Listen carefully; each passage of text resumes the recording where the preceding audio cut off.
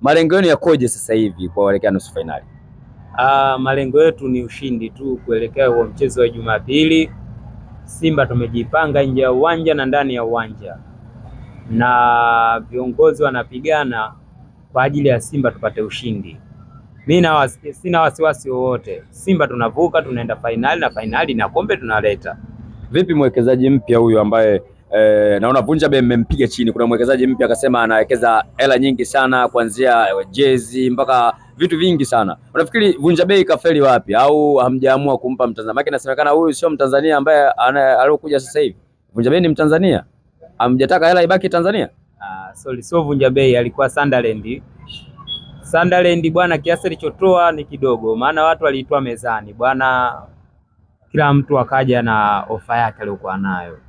Jairuti alikuja na ofa nono, ofa kabambe, bilioni 38 kwa miaka mitano kwa usambazaji wa jezi.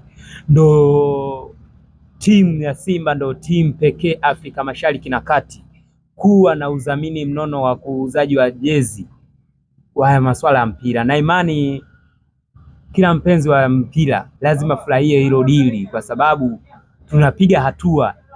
Na niseme tu kwa Simba jinsi inapoelekea, tunaanza kuona mwanga sasa. Tunaanza kuona kabisa mpira wa nchi hii unapiga hatua, kwa sababu kupata dili la bilioni 38 kwa miaka mitano sio kazi ndogo.